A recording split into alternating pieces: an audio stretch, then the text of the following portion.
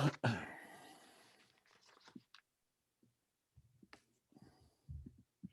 everyone, and good evening. My name is Nell Pepper, and on behalf of Harvard Bookstore, I am so delighted to introduce this virtual event with Kevin Barry presenting his new story collection, That Old Country Music, in conversation with Peter Orner.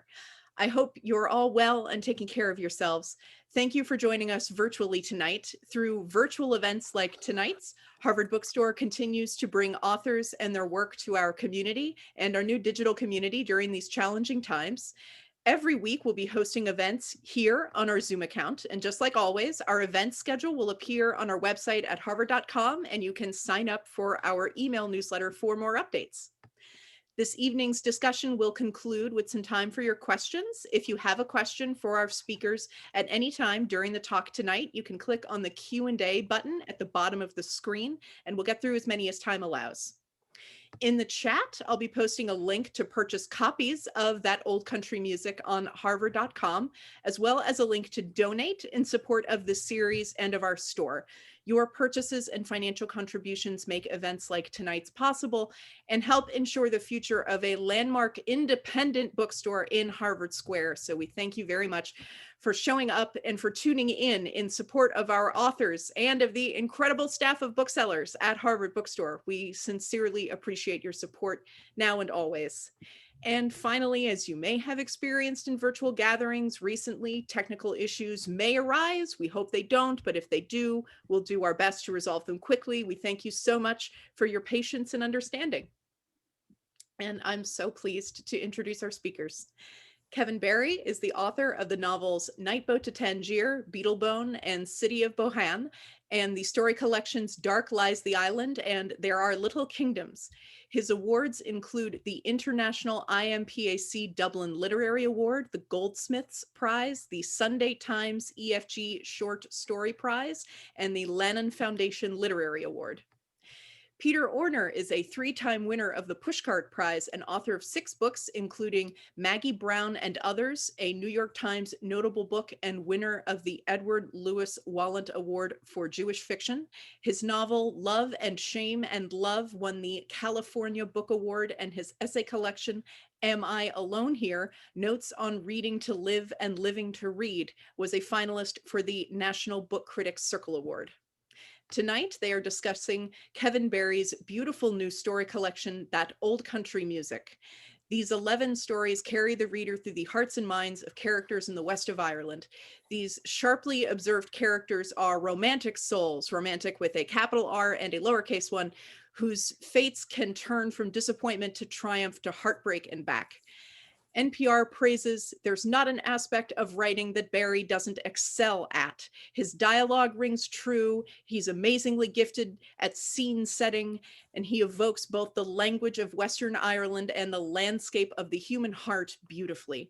And now I'm honored to turn things over to our speakers. The digital podium is yours, Kevin and Peter. Thank you, Nell. Thanks so much for that. Hi, Peter. Thanks for doing this, man. It's really kind of you. A pleasure, Kevin. Thank you for doing this. I want to say, I mentioned when we were talking a little bit earlier that I vowed never to do another Zoom conversation. But then when it came up that Kevin Barry, I'm like, I'm reading Kevin Barry right now anyway. So, and, you know, it was an absolute pleasure to immerse myself in your work, even more than I already do. I've almost read too much lately. I'm starting to see the world in this sort of like intense way, and it, you know, it's a wild place to be in your you must be exhausted, man. but like weirdly exhilarated and you know and suicidal and all of this, right? So even during, I was watching the inauguration and I was quoting to my wife. I was saying, here's what he says, you gotta hear this line about Zaza Gabor, you know, my life support. It's just, you know, the comedy and the sadness and you know, it's a well-titled book for sure. Thank you very much. Thanks. And, would you Yeah. read for us first? I will. I'll read a couple of pages just to give a tone. Hello, everyone. Thanks for showing up out there, wherever you are. Peter and I were just saying, Peter's in the Green Mountains of Vermont. I'm in the Curlew Mountains of County Sligo, which are about 250 feet tall. We just call them mountains in our grandiloquent Irish way. I'm going to read from the title story, That Old Country Music, which is set in the Curlew Mountains at a particular place that's about 600 yards as I point up in that direction. I'll read from later on in the story. A young woman called Hannah Crean is 17. She's pregnant, and her fiance has just gone to the local petrol station or gas station to rob it with a claw hammer. He has until very recently been her mother's fiance, so it's a complicated family life and emotional life going on here. When we come into the story now, she's not certain he's going to make it back from the gas station. By now, she knew that he would not come back from Castle Baldwin. On the 5-bar gate of a tiny farm high in the Curlew Mountains, she again closed her eyes to see pink fields. She went into a dream. If the moment was never ending, it might not even exist. She felt the presence of something very old and uncaring on the air. An insect's steady keening from the ditch was incessant like a hopeless prayer, or the workings of his needle. He had tattooed on her inner thigh a swallow in flight. In the black times, make you think of summer, he said. In the black times, she thought, it would take more than a badly drawn swallow aiming for my fucking gash. He was probably in the holding cell at Ballymote already. He was already on first-name terms with every guard in the vicinity. Satanta Bromwell was, and here the words came unbidden, as if from an old ballad recalled, already in chains. The new life within her twitched with nervous expectancy, as if it knew already of all the disasters to come. Hannah Crean came to ascend from herself. Above the green fields and the white thorn blossom moving in the morning wind, above the stone walls and the forestry pines, above the inland sea of the grasses, above the broken drone of the motorway. Above all this, she measured out the stretch of her 17 years. They had been mean and slow-feeling years. She was almost as old as the century and felt it. Her man in jail and a child at the breast. It was all playing out by the chorus and verse. Her legs weep. Her step uncertain, feeling lightheaded and frightful, she trailed back to the van and climbed into it. She sucked the last warm dregs from a bottle of water on the dash, but her thirst was not sated. Often he kept 6-packs of sparkling water from Aldi in back of the van for his digestion, he said, which was at the best of times troublesome. She got out, opened the back doors. She rooted around among her fiancés, astonishing detritus. She found no water, but did find the €10 claw hammer from Simon's Brothers Hardware. The scales of the morning fell away. She stood by the side of the van with the claw in her hand. She swung it hard and precisely to extract the eyes from the brute lying face of Satanta Bromwell, that the sockets might dangle his lively tongue, lol. She hadn't the strength to climb back in the van. She sat on the ground on the pine kernels and cried for a short while. A few months ago, she'd been skin and flint and edges and points. She had been hard, but now she was softened and plush like a lazy old cat. It was foreign to her. She felt slowed and mawkish with it. He had softened her merely with glances, his touch and words. More than softened, she had been opened on the mountain, time loosened, unspooled. The fields blinked, the gorse whispered, morning. It must have been coming on by now for noon. If she had the legs to carry her, they might take her the 5 miles down to Boyle Put. If she did not get past this moment, she would not have to face the next. She looked out across the high fields. Just now, as the cloud bank shifted to let the sun break through, the whitethorn blossom was tipping. The strange vibrancy of its bloom would not tomorrow be so ghostly, nor at the same time so vivid. By tacit agreement with our mountain, the year already was turning. The strongest impulse she had was not towards love, for thirds that burning loneliness, and she knew by nature the tunes circle and turn. It's the way the wound wants the knife, wants the wound wants the knife. I'll leave it there. Thank you.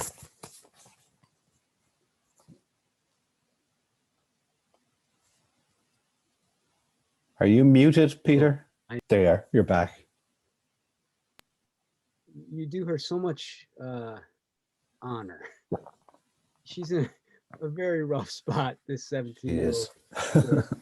And yet, you know, and you get, I mean, I hope everybody realizes we're coming to a really important part where Kevin stopped, and I won't spoil it, but I guess it leads to one of my questions, and that is, there's so much immersion in these stories.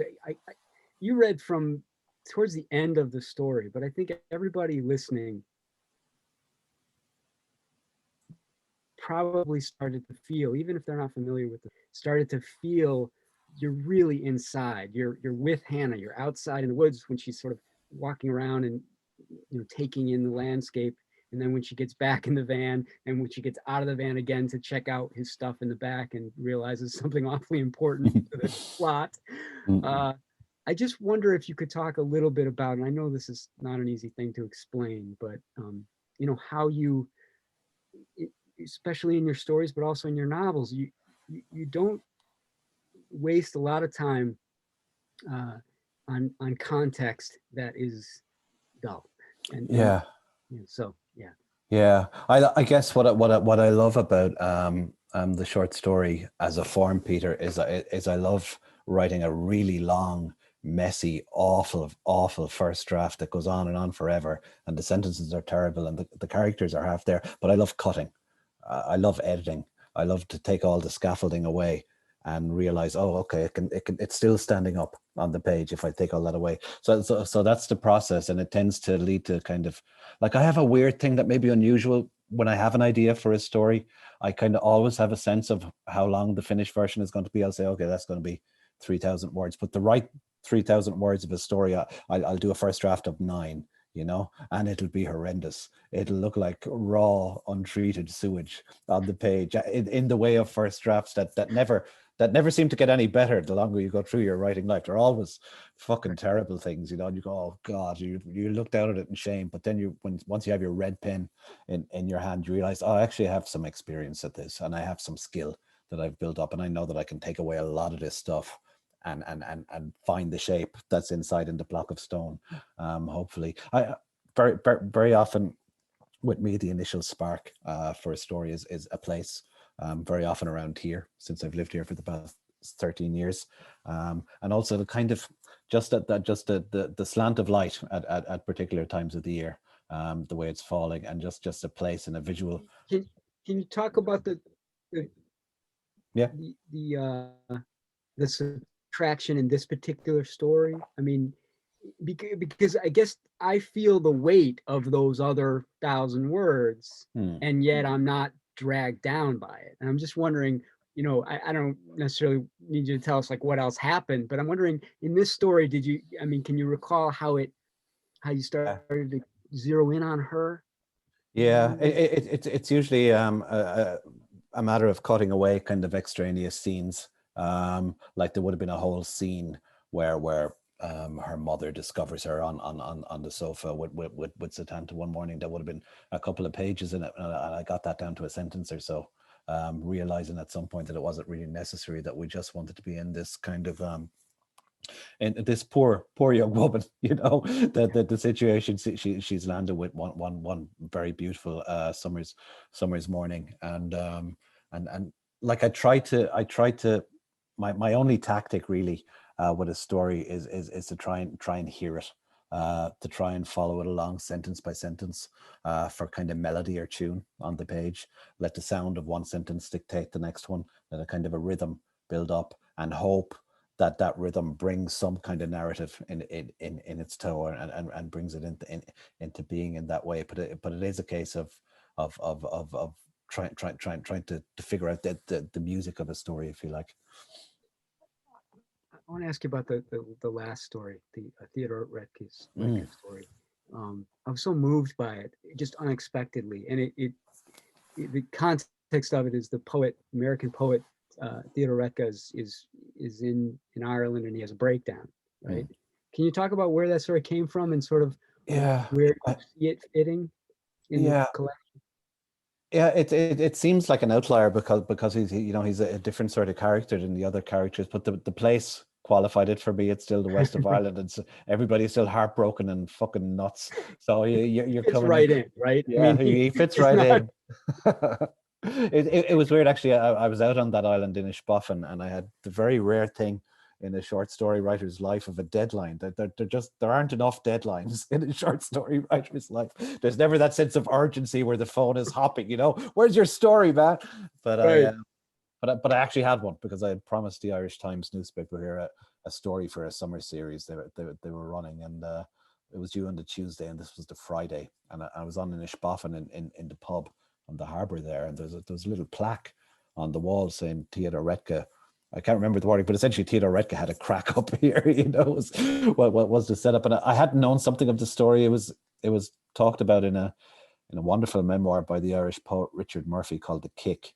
And he invited Redke and his young wife Beatrice to the island in 1960, and he was just like, apparently he was a car crash as a person, he caused havoc on this very small island, 5 miles wide and 5 miles long. It got to the point where the locals gathered in the community hall and said, "We've got to get this guy. Got rid of this Well, I mean, he was drinking all night. He was chasing all the women, and he was starting fights, and it was just like, So they had him committed to the psychiatric hospital, and I thought, okay, I'm going to try get a voice for him. I'm going to try get a language for him. And I don't think I have a collection of his poems, but I have many in anthologies, and I'd always been moved by his poems when I came across them. Oh my God. He was like this car crash of a person, but this really beautiful, glamorous. You capture that idea, that you can't be the person that that the person in the, it's that old, dancer of the dance, right? But there's a moment in the story, and I love the conversation. I mean, this is like, less a question than like a gush, but the conversation with the doctor is just priceless. But there's a moment in the story where he lies down in the road to feel the ache of the road. I mean, he's wasted and he's fucked up and he's unhappy and he's having this crack up, but he's so sensual at the same time. Not even just with the women that he's lusting and his wife, but the road. He's attuned to elements on the air in the West of Ireland. But like there's a great old there was an Irish philosopher and kind of writer called John Moriarty who passed away about 10 years ago now. But he used to talk about the West of Ireland, that every field and every street corner had its own kind of air or atmosphere that it gave off. And he used to say in his beautiful mellifluous County Kerry accent, you could have a happy field or you could have a sad field, and you just walk through this field and suddenly you're like in the pits of melancholy, or you're joyous, and you're joyous because something happy happened in this field hundreds of years ago. Maybe this was his theory. I think that provides the unity, that idea. Very much it just feels so right at the end of this collection for that part of that reason about the happy. Like it's doctor, is this a happy town or a sad town? A sad kind of town. Yeah. He also believes that towns are sexed, that towns are either male or female, which isn't I think I picked that up from the travel writer Jan Morris, who also had a theory about towns and cities been gendered. So and I gave that to Redke. Yeah, but it's one of my favorites that I've written, I think, ever, because like, Peter, yourself as a story writer, you always start a story with this sense of vaulting ambition. This is the one, and mostly they don't get to that point. But I felt that I got a language that felt right for him. I was looking for kind of a burnish to the language, a kind of a mid-century kind of glamour to the sentences, and I was happy. I very quickly, one of those rare ones, like 3 or 4 days, not much needed after the first draft, which is very unusual for me. So once or twice in my story writing career, I've got a story like that, and it feels like a gift when it comes. So difficult to to have somebody be out of control on the page, and that's how he feels out of control, and yet it's contained in that. Again, I mean, Yeah. everybody who hasn't read it is, it's just an extraordinary 8-page story, if that. I came across a great line. It was from another poet recently. It might have been from the Irish poet Paul Durkin. I can never remember where quotes come from, but he said something very interesting about writing, whatever it is, a story, a poem. He said you have to have it let it on a loose rein, a kind of a slack rein, and you have to have yourself, of course, on a very tight rein. The more out of control the character is on the page, the more in control the writer has to be to keep it just from cascading into sort of chaos. But there's something in that quote about leaving the story off on a loose rein, like you're controlling it, but it's still, it's still volatile, and it can go in different directions, and it can happen then that it can surprise you, which is I guess what you're always looking for at some level as a story writer. And that ultimately is what happened. Again, I won't give it away, but his reaction at the end, which is almost kind of normal when he wakes up, but it struck me as being hilarious and also devastating. Here's a more general question. I always wonder, when you get really deep into a book that some people haven't read it, they're like, what do you, but y'all are realizing that probably that it's so intense that you can't help it, right? You just can't help but be immersed, and that's where I am. But I'm wondering, one of the things I've noticed about just, your novels and your stories is that sense of, I'm always looking for a novel that has the intensity of a story. And that's how I felt about Night Boat to Tangier. And, it's just one of those rare books that felt like it didn't feel bogged. And I feel like so many novels are bogged. So I'm wondering how you move from one to the other, or if you even really think of them as separate entities. Oh yeah, I mean, there's very often a state of kind of befuddlement when I have an idea about what exactly it is. But because I'm very devoted to the short story as a form, I love them. As a reader, I love them. Usually, my temptation is to ask, can I make this work as a story? Actually, Morris and Charlie, the two kind of fading gangster figures in Night Boat to Tangier, initially came to me in short stories. They kept showing up, and whenever a short story would start to flag, these two kind of very verbal Cork City gangsters would appear, right. and would immediately destroy the misfortunate story because they were too large, So I eventually figured out, okay, I have to give these two their own thing. I have to try and figure out who they are and try to get past the kind of a caricatural stage with them. And try and draw them in the round in some way. But yeah, it's the Tangier. I think as of the 3 novels I've published to date, it's probably closest to my short stories. And there was lots of subtraction. Again, it's a short novel. It's about 45,000 words, but in the drafts there would have been more than 100,000 words and awful stuff that I was happy to throw away. But it's yeah, once the characters are vivid with me usually, and once when they won't shut up, it's usually a good sign that I'm going to be stuck with them for a while, and that they will have enough natural kind of vitality to stand up on the page. I just wish other people would subtract. We should. Yeah, it's weird. Like I guess we've all changed as readers. I certainly have. I'm certainly more.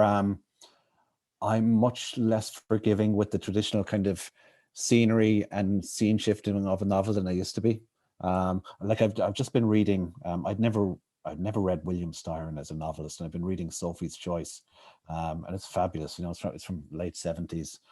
It's about 560 pages, but he will spend 28 pages on a little scene on a stairway kind of a thing, and you're going, oh man, go push it down the line a bit. And it's fantastic, and it's a difference.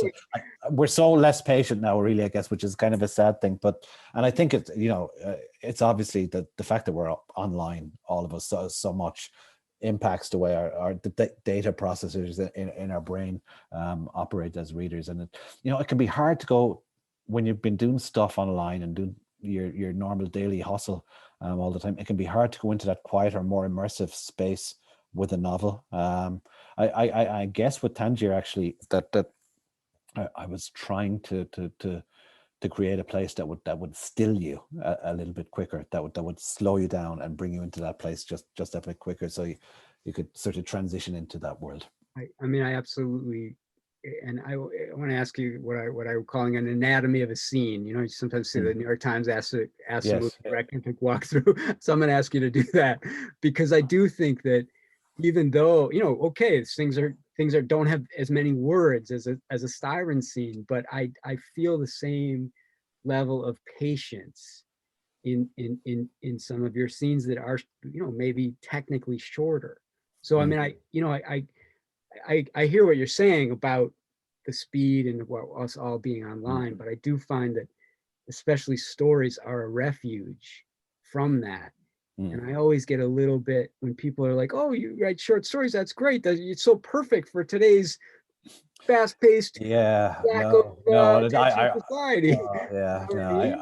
I react strongly against that as well, as if there's some sort of literary kind of whopper meal, kind of, you know, some sort of fast food. And actually the short story, like, there's no place as a reader, there's no place that's more intense than when you're in the grip of a good story. You know, it can really kind of suck all the air out of the room in the way that a novel doesn't, because a novel by its happy nature can be so sort of loose and tangential and can go in all different directions, where the story is so concentrated and there has to be such a pull on it and such a tautness to keep the reader for those few pages, that it's, you know, when you're in the hands of a good one, it's a fabulous experience.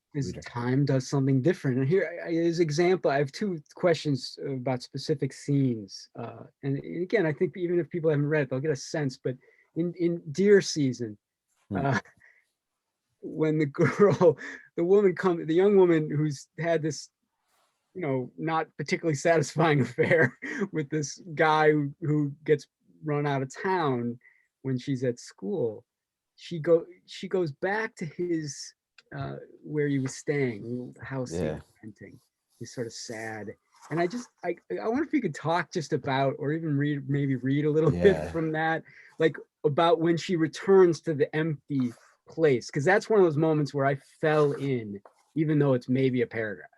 Yeah, I'd like to read that last paragraph. Actually, I'd be nice at that story. Yeah, so she's a 17-year-old girl again who wants to lose her virginity before she hits 18, and manages it with an English guy who's a good bit older than her, and he's eventually run out of the area. She has come back to discover this after being away at school, and she crossed the fields again as the October dark fell. She walked now beneath a cloak of widowly despair. She had arranged a picture for this scene too. She came on his bungalow in full darkness. It had not been let again, and the door was unlocked. All had been packed away and swept neatly. His bedroom was bare, the kitchen so bare. She sat on the kitchen floor long into the night. Outside, late on, something thrashed through the whitethorn and the sally trees. She knew it was a deer, and a young one by the measure of fright in its movement. But the night folded again into the quiet of its soft enclosure. It was moonless and the great dark pressed in. She reached out for him in the dark. When she at last rose to go, she was stiff from the cold and felt many years older as she left the house and made for home. Through the night and dark, and the pads of her feet beat out the new soft rhythm of her power. That's a story that I got the tune of it very quickly, I think. So, you know, sometimes you're lucky, and your first morning sitting down to a story, you hear that kind of resounding kind of thing. It's almost like a tuning fork, and just one sentence gave on to another very, very, very quickly with it. It was inspired again by kind of atmospheric circumstances. It's set in late summer initially, and it was that time of the year here in County Sligo, where it's very kind of it's incredibly humid here in the summer, and it gets kind of swampy and kind of weird feeling on the air. And it's a little kind of, you're waiting actually for autumn, for fall to kind of break that feeling, that kind of grip of it. And it has all the kind of vegetation is very heavy and junglish and also starting to wilt, starting to die, and it gives this kind of ominous air to the countryside around the place. I don't like it very much, but it's been a good time for me to write stories over the years. Weirdly, late August, early September. So I have superstitions about it, I guess, now. And I have to say, it comes down to the last word of that story. The last word is startling. It's so, which is power. I mean, the story, it culminates to that. I can't think of a whole lot of examples where just the story kind of a story hinges Yeah. on a last word, because It, bam. it is that, absolutely. It's also, I guess, and it, often sometimes you don't really figure out a story until after you've written it. It's very much a portrait of an artist in embryo.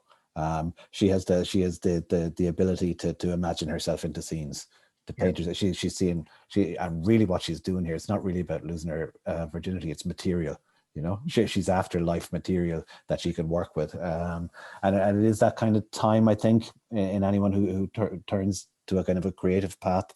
The really important kind of period is kind of late teens, early 20s, when you're just a sponge for influence, and you're soaking all that stuff up. And I think the influences that go in at that age are the ones you never work away from, really, that you can never quite get away from. And so it's the books you read then, the TV you watch, the films you watch, the music you listen to around that time tends to be foundational, I think. And it's like I at my age, it was like things like David Lynch, Twin Peaks, and all of that. And you never escape from that. It's always there. Pixies records and this kind of stuff. But her sense of herself and she's just emerging. Hannah, in a different way. I felt those two characters sort of, in much different circumstances. They're going to have different lives, but I'm actually rooting for Hannah in the title story. Another scene that I wanted to ask you about is the cop in the Ox Mountain story. There's a moment where the cop is pursuing a guy who's really on a crime spree, a violent crime spree. So the cop is trying to stop this guy, and he's a Canavan. Is that how you pronounce Canavan?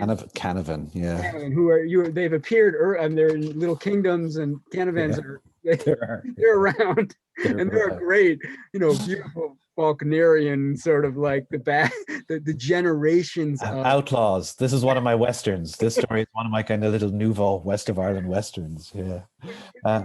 Within that, there's a moment where I wanted you to maybe just talk about describing her. When the cop is trying to hunt this guy, and he he figures out who he's sleeping with at the moment, and who he is apparently the Canavan is beaten up, and the cop spends, and again, it's a page or a page and a half, but has the weight of something longer. So what you're saying about subtraction is starting to really make sense to me. But I wonder if you could talk about that scene, which is, a cop. He's a sugar addicted cop. I love it. He sucks honey from a squeezable tub as he drives his unmarked car around the Ox Mountains. Talk about like the tenderness in that story, in that scene, in that moment, because it is. There's some. It is one of my kind of westerns. So you have like a sheriff figure and an outlaw figure, and you even have a ripe widow. I'm shameless in laying it on in these westerns. That cop has a very interesting kind of genesis. Like, I decided that I was going to write the story on location out around the Ox Mountains. I like to cycle. I go out on my bike a lot in what passes for the Irish summer, and I knew for a while that I wanted to set a story in the Ox Mountains, because it's like a little epic landscape compressed, and it just suggests westerns. And so I went out there and I was soaking up the detail and writing this beautiful kind of natural description, glorious cantilevered sentences, but I had no characters. And one day I pulled into a petrol station just to get an orange juice off my bike, and I was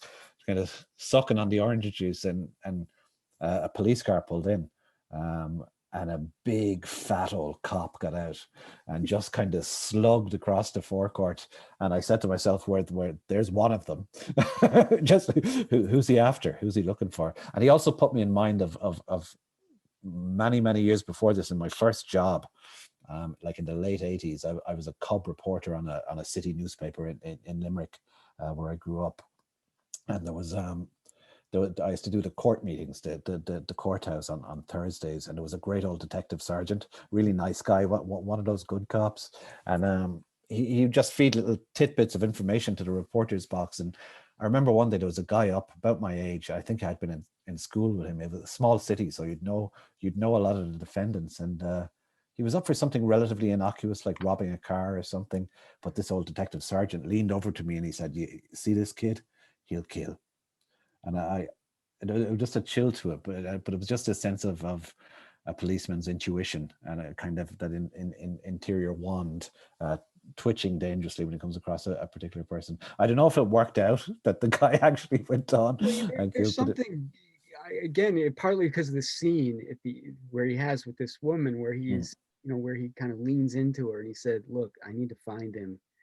Yeah. I need to find him," because he wants to stop the crime spree, but he also, the rapist, is sick. He's got cancer. But there's something globular. He's like one of these like monsters that when he's climbing the mountain, it's just like the cop is gonna get there. He's this big guy, and I could see him sort of coming to that final moment, which again I won't spoil. I have a friend who's a big fan of yours, who lives in Uzbekistan. I don't know if he's on time. Wow. Oh, fantastic. And he wrote me and he said he had a question for you. I hope you. So this is all the way from Uzbekistan. It's a first for me. Fantastic.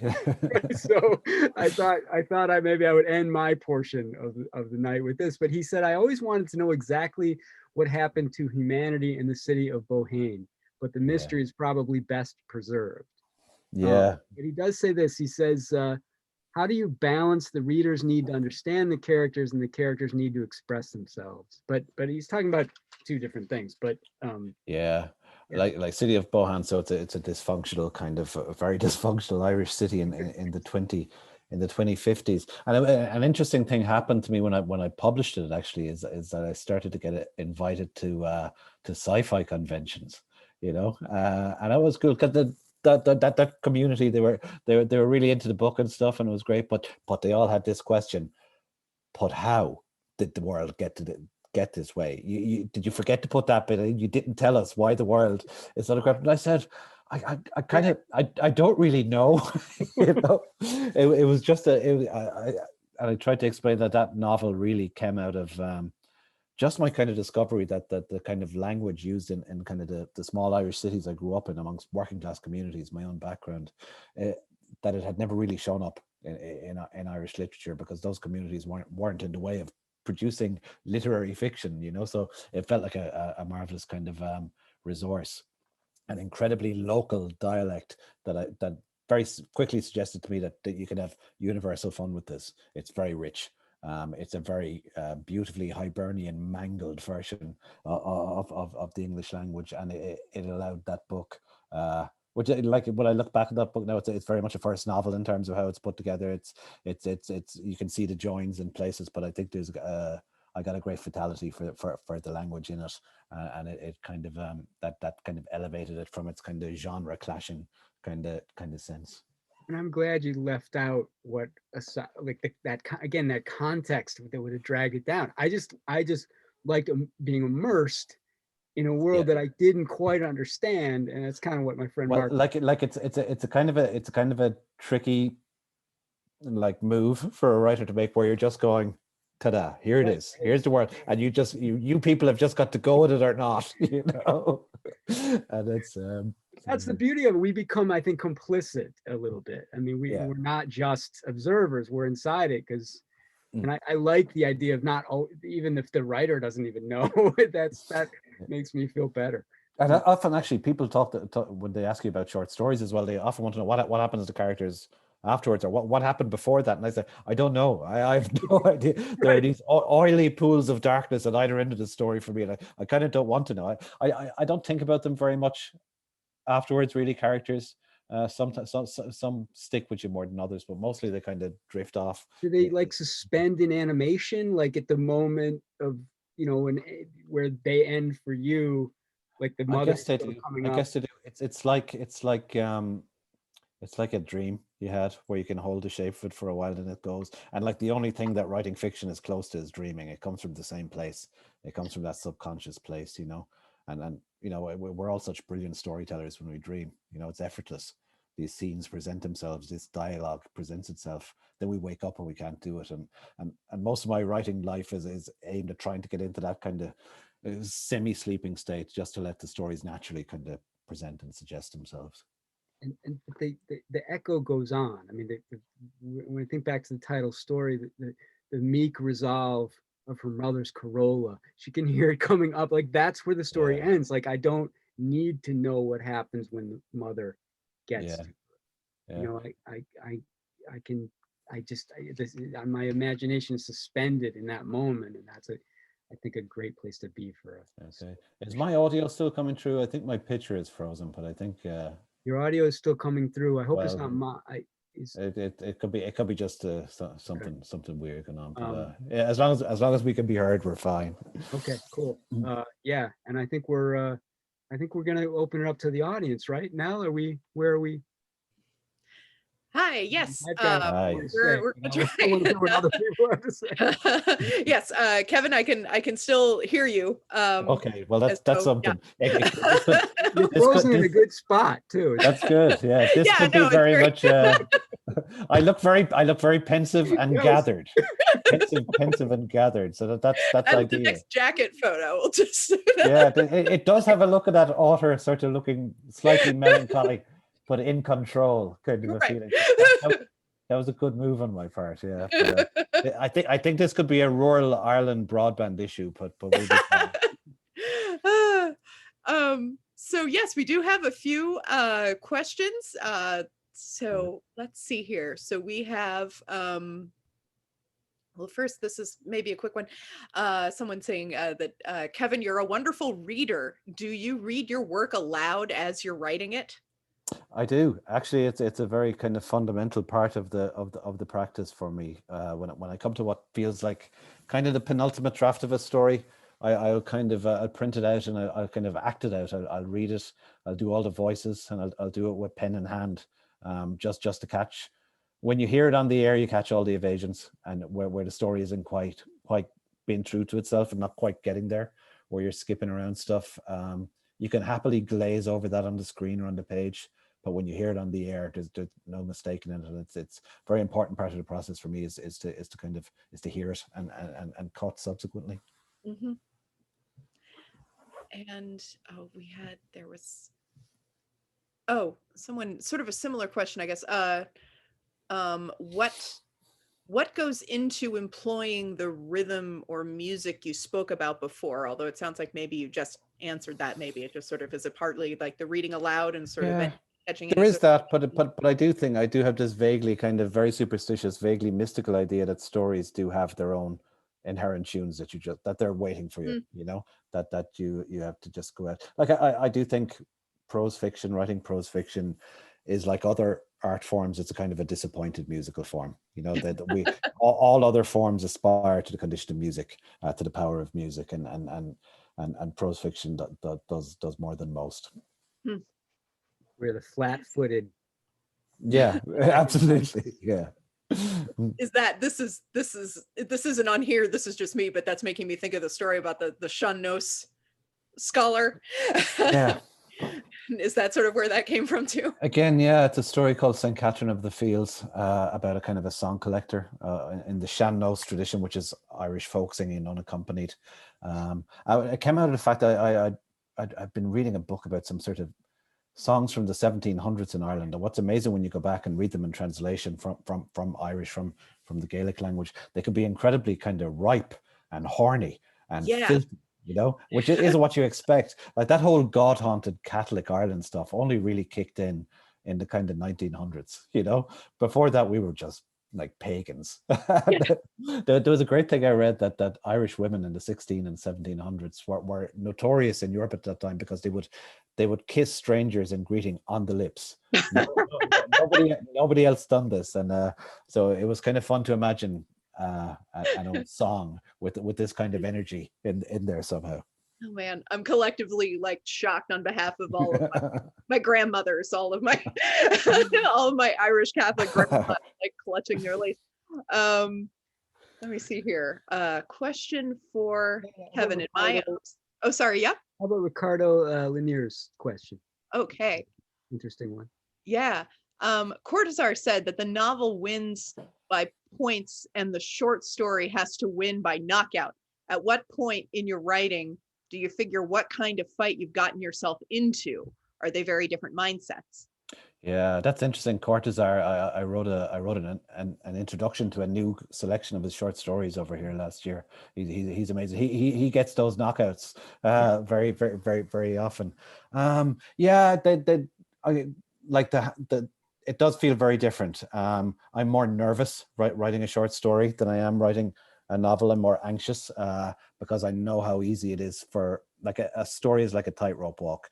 Every sentence is a step along the rope, and you can lose your footing at any second, and you've got a broken neck on the floor, and you never get the story back. A novel, by its nature, it can go off down sort of in false directions and go down sort of dead ends, but you can bring it back, you know, if you have the characters and if you have the world of it, you can make it recover. So the story, I think what attracts me to the form as well in some ways is its sheer difficulty. They're really difficult. Most don't work out for you.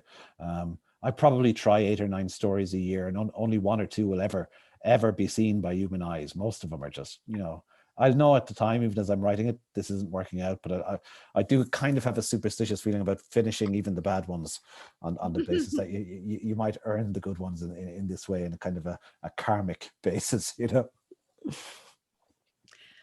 We have one of the questions here from Jonathan, and I'm going to try and condense it a bit, but it's sort of something that I was sort of wondering about too. So he says, your work seems to defy quite a bit of the, quote, common Irish literature tropes, and asks, I mean, partly if he thinks that, if you think that assessment is off, but also, like, kind of, do you consider yourself a sort of genre defier, in the sense that there's, like, we have the sort of idea of what an Irish writer is and does, and that doesn't really do that necessarily. The traditional Irish literature fair, funerals in the rain, a friend of mine calls it. But it's I don't know, I guess it goes back to something I was talking about, Peter, there, about you know, you are, as a writer, the measure of your influences, and those very fundamental ones that went in when you were late teens and 20s. And for sure I would have been reading, you know, great chunks of Irish literature, but I would have been watching French movies and American TV shows, and you know, listening to you know, indie punk bands from Boston and things, and all those become your influences as well, and they all can mangle up together and meld to make your own voice sometimes. It was weird in my 20s when I would read kind of great Irish literature, I would kind of back away from it a little bit. Often it kind of felt too close to home, you know, and at the time I was obsessed at that point with kind of American literature, and then, like, the great American Jews above all, sort of, you know, Saul Bellow, Philip Roth, also writers like James Salter, stylists in the story, people like Flannery O'Connor. So it you know, slowly over time, my stories started I've started to write them closer to home. Very often the motions in a writer's life early on are kind of circular.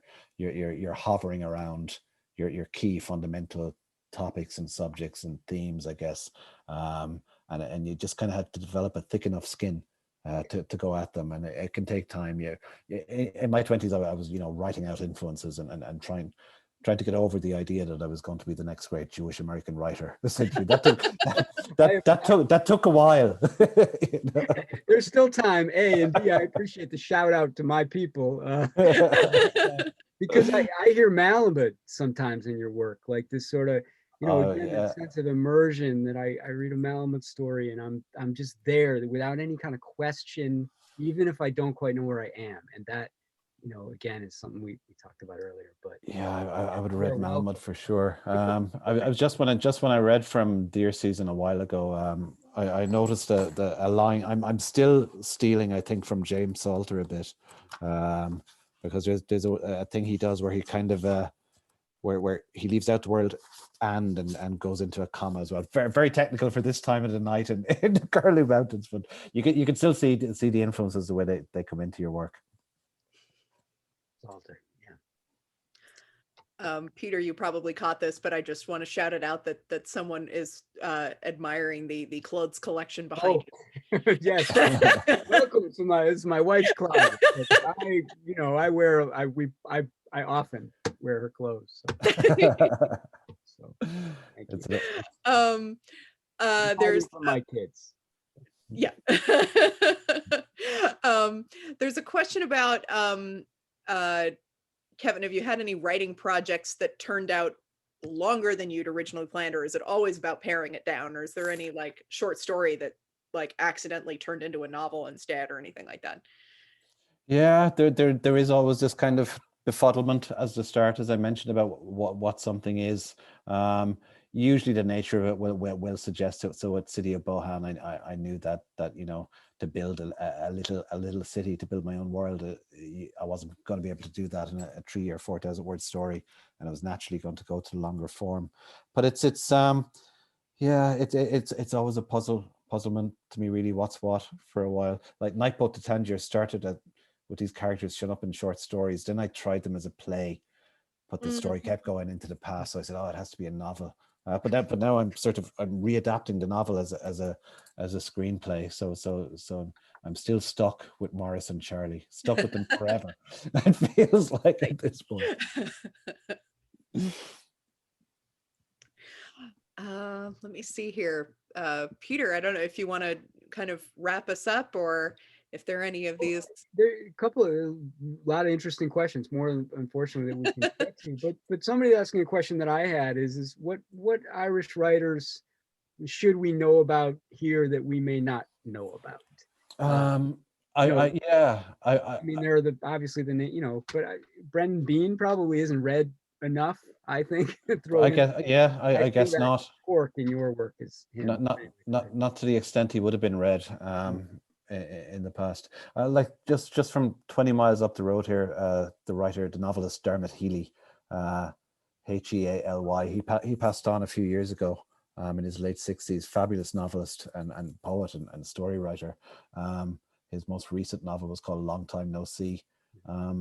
He was like very, very much acclaimed in Ireland, but never read enough beyond these shores, I think. So he would have been like an Irish writer I read in my late 20s and 30s and go, oh, hang on now, this feels closer. You know, this feels closer to my perception than anything I'm getting in just the generations before that. He's kind of wild on the page, but also has that kind of sense of control you need. Marvelous. Goat Song. A Goat Song, exactly. Yeah, another fabulous book. Wow. Go ahead. Kind of along that stretch, are there which writers have inspired you the most, or that you find yourself returning to again and again?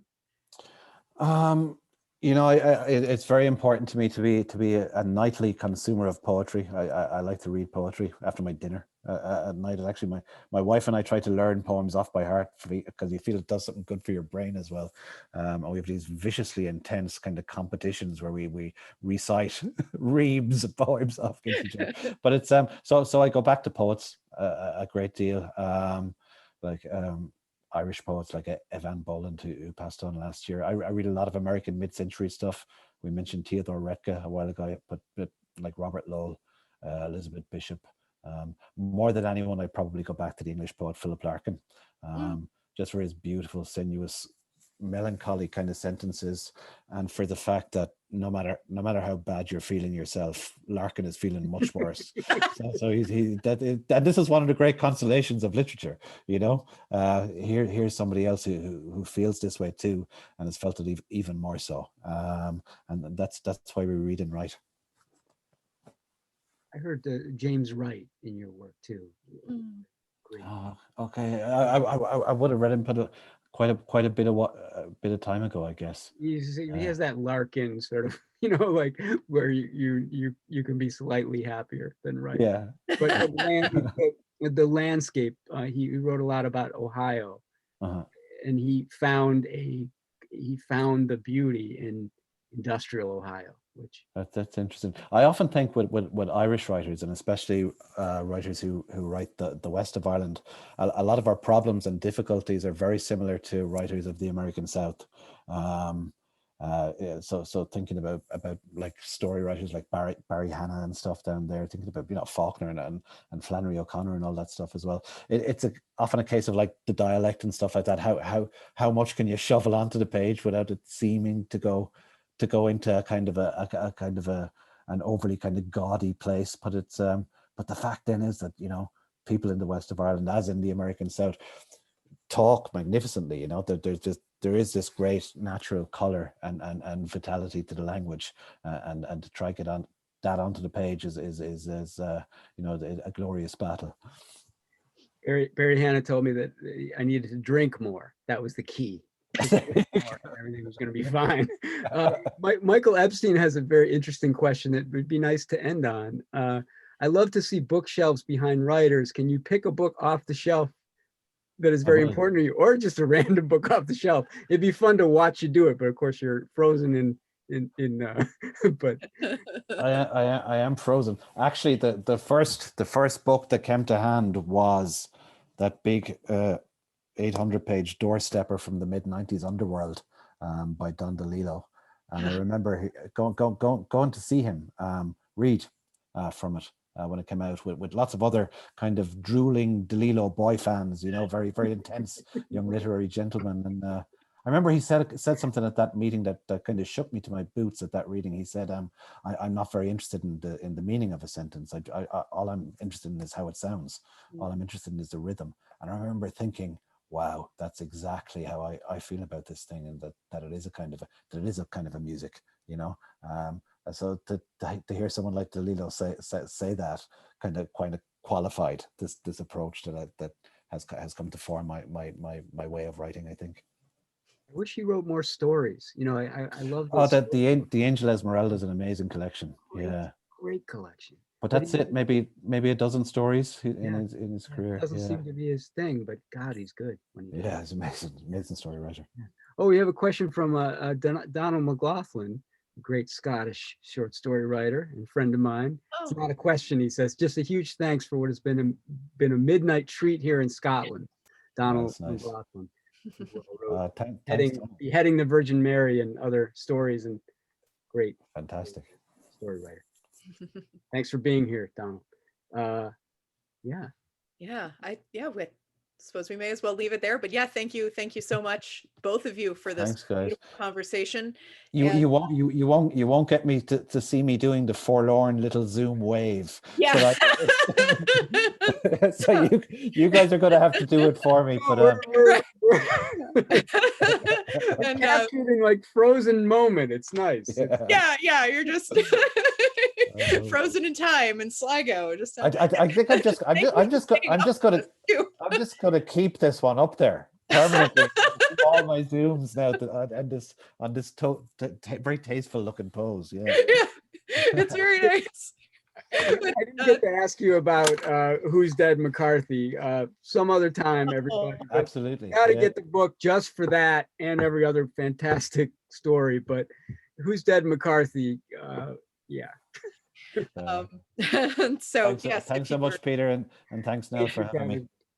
Thank you. Pick up your copy either at harvard.com or at the store itself. It's beautiful. Please do your heart some good. Thank you. And for all of us in Cambridge, and on behalf of Kevin and Peter, thank you so much for joining us.